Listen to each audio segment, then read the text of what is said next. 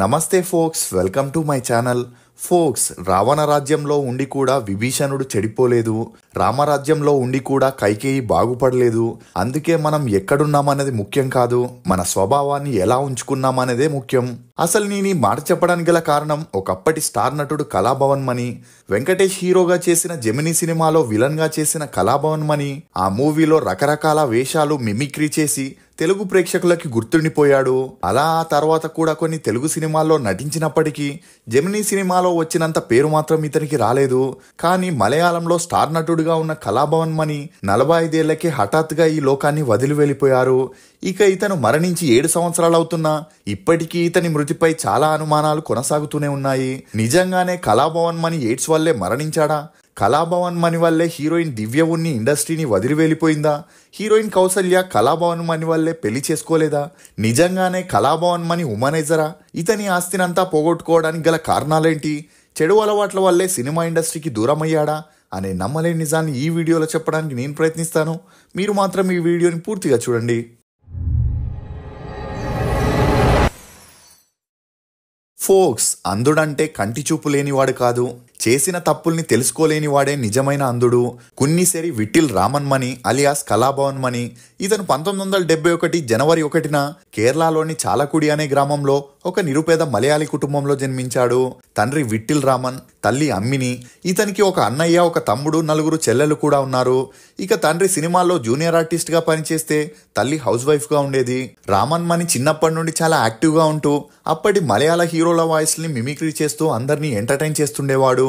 దీంతో అందరూ రామన్ మణిని పొగడడంతో రోజు రోజుకి తన మిమిక్రీ టాలెంట్ ని ఇంప్రూవ్ చేసుకుంటుండేవాడు. ఇక రామన్ మణి తన స్కూలింగ్ ని చాలకుడిలోని GLPS పాఠశాలలో చదివాడు. ఇదిలా ఉంటే ఇతని తండ్రికి షూటింగ్ లో జరిగిన ఒక యాక్సిడెంట్ వల్ల మంచానికే పరిమితం అవ్వాల్సిన పరిస్థితి వచ్చింది. దీంతో ఇంటి బాధ్యతలన్నీ రామన్ మణి మీద మరియు అతని అన్నయ్య వేలాయుధం మీదే పడ్డాయి. ఇక అలా రామన్ మణి చదువుల్లో చురుగ్గా ఉన్నప్పటికీ తన 7వ తరగతి చదువులకి ఫుల్ స్టాప్ పెట్టేసి తన అన్నతో కలిసి సైకిల్ పంచర్ షాప్ లో జాయిన్ అయ్యాడు. ఇక ఇదిలా ఉంటే వేలాయుధంకి అప్పట్లో తండ్రితో కలిసి షూటింగ్ కి వెళ్లడంతో తనకి సినిమాల్లో యాక్ట్ చేయాలనే ఇంట్రెస్ట్ ఏర్పడింది. అలా రామన్ మణి సైకిల్ షాప్ లో పనిచేస్తే వేలాయుధం జూనియర్ ఆర్టిస్ట్ గా వెళ్తుండేవాడు. ఇక వీరి కుటుంబం పెద్దగా ఉండడంతో రోజు రోజుకి ఆర్థిక ఇబ్బందులు తలెత్తేవి. దీంతో రామన్ మణి తమ్ముడు రామకృష్ణ, చెల్లి తంగమణి బ్యాక్గ్రౌండ్ డాన్సర్స్ గా వెళితే మిగిలిన లీలా శాంత మరియు అమ్మిని వేలాయుధంతో పాటు జూనియర్ ఆర్టిస్ట్ గా వెళ్తూ సంపాదించేవారు. ఇక అలా వచ్చిన డబ్బుతోనే ఫ్యామిలీని గడిపేవారు. ఇదిలా ఉంటే రామన్ మణి చెల్లెళ్ళు పెద్దవారవడంతో వారికి పెళ్లిళ్లు చేయాలని సైకిల్ షాప్ లో జాబ్ ని వదిలేసి ఒక అద్దె ఆటోని తోలుతుండేవాడు. దీనికి తోడు రామన్ మణి ప్రేమ్ నజీర్, మోహన్ లాల్, మమ్ముట్టి వాయిస్ ని మిమిక్రీ చేసి అందరినీ నవ్వించడంతో ఇతని టాలెంట్ చూసి ఇంప్రెస్ అయిన వేలాయుధం తనకి తెలిసిన కళాభవన్ డ్రామా కంపెనీలో మిమిక్రీ ఆర్టిస్ట్ గా రామన్ మణిని చేర్పించాడు. ఇక అలా వారానికి 2 ప్రోగ్రాంలు చేస్తూ మిగిలిన రోజుల్లో ఆటో నడిపేవాడు. ఇక అలా రోజు రోజుకి రామన్ మణి టాలెంట్ ని అందరూ పొగడంతో పాటు సినిమాల్లో ట్రై చేయమని, అందులో మంచి లైఫ్ ఉంటుందని ఎంకరేజ్ చేయడంతో రామన్ మణికి సినిమాల మీద ఇంట్రెస్ట్ ఏర్పడింది. ఇక అలా కళాభవన్ నాటకాల కంపెనీలో పనిచేయడం వల్లే అందరూ ఇతన్ని కళాభవన్ మణి అని పిలవడం మొదలెట్టారు. అలా కళాభవన్ మణి ఒకవైపు సినిమాల్లో ట్రై చేస్తూ మరోవైపు మిమిక్రీ ఆర్టిస్ట్ గా చేస్తుండేవాడు. ఇదిలా ఉంటే విజయకాంత్ హీరోగా చేసిన కెప్టెన్ ప్రభాకర్ అనే మూవీ షూటింగ్ కేరళలోని ఫారెస్ట్ లో ప్లాన్ చేశారు. ఇక అందులో విలన్ గా చేసిన మన్సూర్ అలీఖాన్ వెనుక నిలబడేందుకు కొంతమంది జూనియర్ ఆర్టిస్టులు కావాల్సి ఉండేది. దీంతో కళాభవన్ మణి అన్నయ్య అయిన వేలాయుధాన్ని ఆ మూవీ మేనేజర్ కాంటాక్ట్ అవ్వగా 20 మంది జూనియర్ ఆర్టిస్టులతో పాటు కళాభవన్ మణిని కూడా అక్కడికి తీసుకెళ్లడం జరిగింది. ఇక అలా మొదటిగా కళాభవన్ మణి ఆ చిన్న పాత్ర చేయడంతో 1990లో తన సినీ రంగ ప్రవేశం చేశాడు. ఇక కెప్టెన్ ప్రభాకర్ మూవీ 1991లో రిలీజ్ అయినా ఇతని పాత్రకి ఎలాంటి గుర్తింపు రాలేదు. ఇక ఇదిలా ఉంటే అప్పట్లో సౌత్ ఇండస్ట్రీ మొత్తం మద్రాసులోనే ఉండడంతో ఆర్థిక ఇబ్బందుల వల్ల కళాభవన్ మణి మద్రాసుకి వెళ్ళలేకపోయాడు. కానీ 1994 తర్వాత మలయాళం ఇండస్ట్రీ కేరళకి మారడంతో కళాభవన్ మణి ఈజీగా సినిమాల్లో ఛాన్సులను పొందొచ్చు అనుకున్నాడు. ఇక అలా ట్రై చేస్తున్నప్పుడే హీరో సురేష్ గోపి నటించిన అక్షరం అనే మూవీలో ఒక ఆటో డ్రైవర్ పాత్ర చేసే ఛాన్స్ వచ్చింది. ఇక అలా వచ్చిన అవకాశాన్ని బాగా వినియోగించుకోవాలని చిన్న పాత్ర అయినా అతని పర్ఫార్మెన్స్ తో అక్కడున్న డైరెక్టర్ మెనన్ ని ఇంప్రెస్ చేశాడు. ఇక అలా అక్షరం మూవీ 1995లో రిలీజ్ అయి హిట్ అవడంతో ఆ తర్వాత డైరెక్టర్ మెనన్ సపోర్ట్ తో సముదాయం అనే మూవీలో కూడా కళాభవన్ మణికి చిన్న పాత్రను చేసే ఛాన్స్ వచ్చింది. ఇక ఆ మూవీ కూడా రిలీజ్ అయి మంచి హిట్ అవడంతో డైరెక్టర్ మెనన్ ద్వారా కళాభవన్ మణి హీరో దిలీప్ ని కలవడం, అతను చేయబోతున్న సల్లాపం అనే మూవీలో కూడా ఒక క్యారెక్టర్ ఇవ్వడం జరిగింది. ఇక ఈ మూవీలో కళాభవన్ మణి చేసిన కామెడీ మిమిక్రీతో కేరళ జనాల్లో మంచి గుర్తింపు వచ్చి ఆ మూవీ హిట్ అవ్వడంతో అప్పటి నుండి కళాభవన్ మణి తన సినిమా కెరియర్ లో వెనక్కి తిరిగి చూడాల్సిన అవసరమే రాలేదు. దీంతో ఇతనికి బ్యాక్ టు బ్యాక్ మూవీస్ లో అవకాశాలు వెతుక్కుంటూ వచ్చాయి. ఇక అప్పుడైనా ఇప్పుడైనా ఒక సపోర్టింగ్ ఆర్టిస్ట్ గానీ హీరోయిన్ గానీ సినిమాలో ఎదగాలంటే హీరో లేక డైరెక్టర్ సపోర్ట్ అవసరమని గ్రహించిన కళాభవన్ మణి సల్లాపం అనే మూవీ నుండి హీరో దిలీప్ తో మంచి ఫ్రెండ్షిప్ ని మెయింటైన్ చేసేవాడు. దీంతో పాటు రోజు పార్టీస్ చేసుకోవడంతో మద్యానికి కూడా అలవాటు పడ్డాడు. ఇక అలా దిలీప్ సహాయంతోనే సామూహ్య పండమం, ఉల్లాస పొంగట్టం, కళ్యాణ పిట్టన్, పడనాయగన్ అని 50 సినిమాల దాకా కలిసి నటించడం జరిగింది. ఇక ఇదిలా ఉంటే లేడీస్ మ్యాన్ అయిన దిలీప్ తనతో యాక్ట్ చేసే ప్రతి హీరోయిన్ తోనూ సన్నిహిత్యంగా ఉంటేనే ఛాన్స్ ఇచ్చేవాడు. ఇక అలా ఇతను కళ్యాణ సౌగంధికం అనే మూవీలో దివ్యా ఉన్ని అనే హీరోయిన్ తో చేసేటప్పుడు మంచి క్లోజ్నెస్ ఏర్పడింది. ఇక అదే మూవీలో ఒక సపోర్టింగ్ రోల్ చేస్తున్న కళాభవన్ మణికి హీరోయిన్ దివ్యా ఉన్నితో మంచి స్నేహం చేయాలని ఇంట్రెస్ట్ ఏర్పడింది. అలా ఆమెతో మంచి సన్నిహిత్యంగా ఉండాలని ట్రై చేయగా దివ్య మాత్రం హీరోని తప్ప ఇలాంటి సపోర్టింగ్ ఆర్టిస్టులను కేర్ చేయకపోవడంతో కారుణ్యం అనే మూవీ సమయంలో కళాభవన్ మణి ఈమె రూమ్ కి వెళ్లి తన మనసులో మాట చెప్పగా అక్కడ హీరోయిన్ దివ్య ఇతన్ని కొట్టడం జరిగింది. దీంతో ద్వేషం పెంచుకున్న కళాభవన్ మణి ఈమె ఏ మూవీ షూటింగ్ లో ఉన్నా ఆ మూవీలో ఏదో ఒక క్యారెక్టర్ ని రిక్వెస్ట్ చేసి తీసుకొని ఈమెను లైంగికంగా వేధించడం మొదలెట్టాడు. అలా ఈమె కేరళ ఆర్టిస్ట్ అసోసియేషన్ లో ఇతని మీద కంప్లైంట్ ఇచ్చినా కూడా కళాభవన్ మణికి ఉన్న మంచి ఫ్రెండ్షిప్ కారణంగా ఎవరు ఇతని మీద యాక్షన్ తీసుకునేవారు కాదు. దీంతో హీరోయిన్ దివ్యకి చేసేదేమీ లేక ఇతని టార్చర్ ని భరించలేక ఇండస్ట్రీని వదిలేసి పెళ్లి చేసుకుని లైఫ్ లో సెటిల్ అయిపోయింది. ఇక అదే సమయంలో కళాభవన్ మణి సినిమాల్లో బ్యాక్ టు బ్యాక్ చేస్తుండడంతో ఇండస్ట్రీలో ఇతనికి మంచి గుర్తింపు వచ్చింది. దీంతో సంవత్సరానికి 30 నుండి 40 సినిమాలు చేస్తూ బిజియెస్ట్ ఆర్టిస్ట్ గా మారాడు. అలా ఇతనికి పెరిగిన క్రేజ్ కారణంగా సినిమాల్లో హీరోగా కూడా ఇతనికి ఛాన్సులు రావడం మొదలయ్యాయి. ఇక అలా ఆదిత్య ఐపీఎస్ అనే మూవీని హీరోయిన్ వాణి విశ్వనాథ్ తో చేయగా అప్పటి నుండి వీరిద్దరికి మంచి పరిచయం పెరిగి ఆ పరిచయం కాస్త నిదానంగా సన్నిహిత్యంగా మారి వీరిద్దరూ కలిసి స్వర్ణ కిరీడం, ఇవలా ద్రౌపది, వాసంతీయం, లక్ష్మీయం, పిన్నే నిజానం అని వీరిద్దరూ కలిసి 6 సినిమాల వరకు నటించారు. కానీ ఆ తర్వాత వాణి విశ్వనాథ్ కి యాక్టర్ బాబురాజ్ తో పెరిగిన సన్నిహిత్యం కారణంగా కళాభవన్ మణితో ఉన్న ఫ్రెండ్షిప్ కి ఫుల్ స్టాప్ పెట్టేసింది. ఇదిలా ఉంటే 2000 సంవత్సరం వరకు ప్రామిసింగ్ ఆర్టిస్ట్ గా ఉన్న కళాభవన్ మణి తను నటించిన వసంతీయం, లక్ష్మీయం, పిన్నే నిజానం అనే మూవీకి నేషనల్ అవార్డు రావడంతో హైయెస్ట్ రెమ్యూనరేషన్ తీసుకునే ఆర్టిస్ట్ గా మారాడు. అలా ఇతనికి పెరిగిన మార్కెట్ కారణంగానే కొత్త హీరోయిన్స్ అయినా ఎక్స్పీరియన్స్ హీరోయిన్స్ అయినా ఇతనితో నటించడానికి ఇంట్రెస్ట్ చూపించేవారు. ఇక అలా కరుముడి కుట్టన్ అనే మూవీని హీరోయిన్ కౌసల్యతో చేసేటప్పుడు వీరిద్దరికి మంచి పరిచయం ఏర్పడింది. ఇక ఆ పరిచయం కాస్త నిదానంగా సన్నిహిత్యంగా మారి వీరిద్దరూ ప్రేమలో పడ్డారు. అలా కరుముడి కుట్టన్ మూవీ కూడా రిలీజ్ అయి సూపర్ డూపర్ హిట్ అయింది. ఇదిలా ఉంటే కౌసల్యకి అప్పటికే సినిమాల్లో ఛాన్సులు తగ్గడంతో కళాభవన్ మణిని పెళ్లి చేసుకుని లైఫ్ లో సెటిల్ అవ్వాలనుకుంది. కానీ కళాభవన్ మణి ఇంట్లో వీరి పెళ్లికి ఒప్పుకోలేదు. ఎందుకంటే సినిమా ఇండస్ట్రీ గురించి పూర్తిగా వీరి ఫ్యామిలీకి తెలిసి ఉండడంతో ఒక హీరోయిన్ ని పెళ్లి చేసుకుంటే కళాభవన్ మణి జీవితం నాశనం అవుతుందని ఇతని ఫ్యామిలీ కొచ్చిలోని ఒక బిజినెస్ మ్యాన్ కూతురైన నిమ్మి అనే అమ్మాయితో కళాభవన్ మణికి హడావిడిగా పెళ్లి చేశారు. దీంతో కౌసల్య కళాభవన్ మణి రిలేషన్ కి ఫుల్ స్టాప్ పడిందని చెప్పొచ్చు. ఇదిలా ఉంటే కళాభవన్ మణి నిమ్మి అన్యోన్య సంసారానికి గుర్తుగా శ్రీలక్ష్మి అనే అమ్మాయి కూడా జన్మించింది.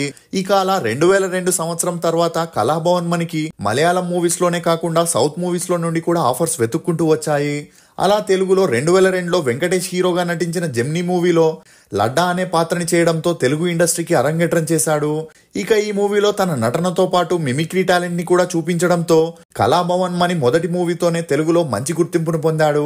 అలా ఆ తర్వాత రాజశేఖర్ హీరోగా నటించిన ఆయుధం మూవీలోను, మహేష్ బాబుతో అర్జున్, ఎన్టీఆర్ తో నరసింహుడు, బ్రహ్మాస్త్ర, ఎవడైతే నాకేంటి, నగరం అనే మూవీస్ చేస్తూ మంచి పాపులారిటీని తెచ్చుకున్నాడు. కానీ మలయాళంలో తనకి హీరోగా వరుసగా అవకాశాలు రావడంతో 2008 తర్వాత సపోర్టింగ్ ఆర్టిస్ట్ గా సౌత్ మూవీస్ లో నటించడం ఆపేశాడు. ఇక ఇదిలా ఉంటే కళాభవన్ మణి పేరు శృతిలక్ష్మి అనే హీరోయిన్ తో గట్టిగా వినిపించడంతో ఈ విషయం కళాభవన్ మణి భార్యకి తెలిసి గొడవలు మొదలయ్యాయి. అందుకు తోడు మళ్ళీ కళాభవన్ మణి నటి కౌసల్యతో ప్యాచప్ అయి మూవీస్ చేస్తూ రిలేషన్ ని మెయింటైన్ చేయడంతో నిమ్మి తన కూతుర్ని తీసుకొని పుట్టింటికి వెళ్ళిపోయింది. కానీ సక్సెస్ అనే నషా మీదున్న కళాభవన్ మణి ఇదంతా పట్టించుకోలేదు. దీంతో ఎప్పుడు మద్యం తీసుకుంటూ తను యాక్ట్ చేసే ఫీమేల్ ఆర్టిస్టులతో క్లోజ్ గా ఉండేవాడు. ఇక అలా రోజు రోజుకి సినిమాల్లో ఛాన్సులు పెరగడంతో ఇతని డిమాండ్స్ కూడా ఎక్కువయ్యాయి. అలా ఆ తర్వాత సినిమాల్లో రోజుల తరపున కాకుండా గంటల తరపున కాల్ షీట్స్ ని ఇచ్చేవాడు. ఒకవేళ వారు డబ్బులు ఇవ్వడం డిలే అయితే ఆ మూవీని సగంలోనే ఆపేసేవాడు. ఇక అలా తనకి షూటింగ్ స్పాట్ లోనే ప్రొడక్షన్ వారు మద్యం కూడా అరేంజ్ చేయాల్సి ఉండేది. దీంతో ఇతని మీద ఇండస్ట్రీలో నెగిటివిటీ స్ప్రెడ్ అవుతూ వచ్చింది. అంతేకాకుండా ఒకసారి తనకి కేరళ స్టేట్ అవార్డు రాలేదని, అది మోహన్ లాల్కి రావడంతో డబ్బులు ఎవరిస్తారో వారికే అవార్డ్స్ని అమ్ముకుంటున్నారని, టాలెంట్ ఉన్నా లేకున్నా వారికి అవసరం లేదని ఒక ఫంక్షన్లో నోటికొచ్చినట్లు మాట్లాడడంతో అప్పటి నుండి కళాభవన్ మణికి మలయాళం మూవీస్లో ఛాన్సులు తగ్గుతూ వచ్చాయి. ఇదిలా ఉంటే అప్పటి వరకు చాలా హెల్దీగా ఉన్న కళాభవన్ మణి రోజు రోజుకి లీన్ అవుతూ వచ్చాడు. ఎంతలా అంటే 105 కిలోలు ఉండే కళాభవన్ మణి 65 కిలోలకి తగ్గిపోవడంతో అందరూ ఇతనికి ఎయిడ్స్ వచ్చిందని, అందుకే ఇలా అయిపోయాడనే వార్తల్ని స్ప్రెడ్ చేశారు. దీనికి తోడు ఒకవైపు ఇతనిపై నెగిటివిటీ స్ప్రెడ్ అవ్వడం, మరోవైపు హెల్త్కి సంబంధించిన రూమర్స్ రావడంతో సినిమాల్లో ఇతనికి ఛాన్సులు తగ్గుతూ వచ్చాయి. ఇక ఈ వార్తలపై కళాభవన్ మణి స్పందించకపోవడంతో ఇండస్ట్రీలోని వారంతా ఈ వార్తని నిజమనే నమ్మసాగారు. ఇదిలా ఉంటే కళాభవన్ మణి మద్యం మత్తులో తన స్నేహితులకి బంధువులకి డబ్బుల్ని కాదనలేకుండా ఇచ్చేవాడు. ఇక ఈ విషయాలన్నీ తెలుసుకున్న కళాభవన్ మణి భార్య నిమ్మి ఇతని ప్రవర్తనలో మార్పు రాకపోవడంతో విడాకులు ఇవ్వాలని డిసైడ్ అయింది. కానీ అదే సమయంలో పెద్దలంతా కూర్చొని పంచాయతీ పెట్టి వీరిద్దరిని మళ్ళీ కలపడం జరిగింది. ఇక ఇదిలా ఉంటే ఫ్యామిలీ డాక్టర్ అయిన శాంతి అనే ఆమెతో కళాభవన్ మణికి పెరిగిన మంచి పరిచయం కారణంగా ఆమెతో ప్రేమలో పడ్డాడు. దీంతో తన భార్య నిమ్మికి విడాకులు ఇచ్చేసి ఆ డాక్టర్ శాంతిని పెళ్లి చేసుకోవాలని డిసైడ్ అయ్యాడు.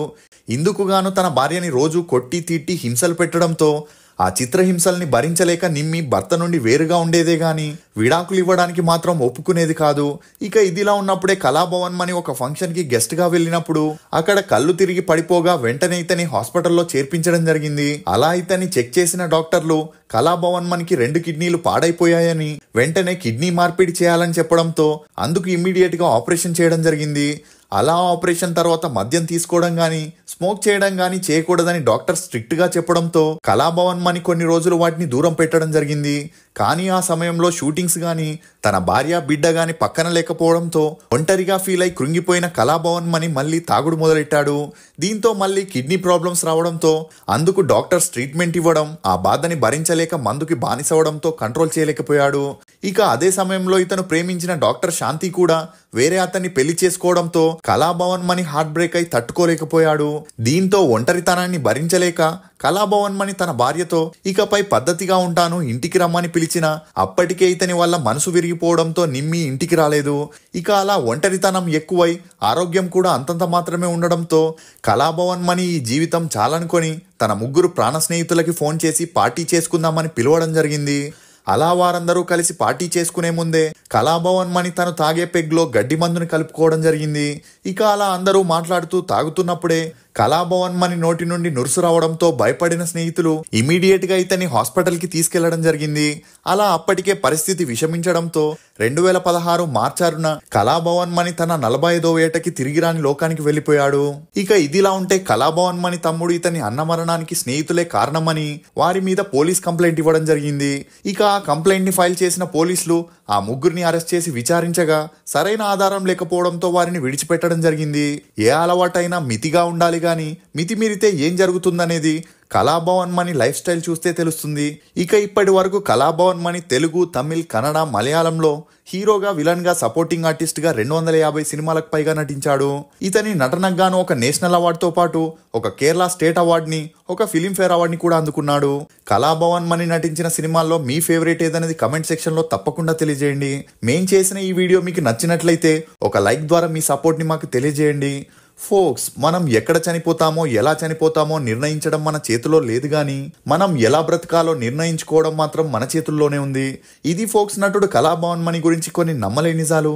ఈ వీడియో మీద మీ అభిప్రాయాన్ని కమెంట్ సెక్షన్ లో తప్పకుండా తెలియజేయండి. For more interesting videos please subscribe to CR voice. Thank you.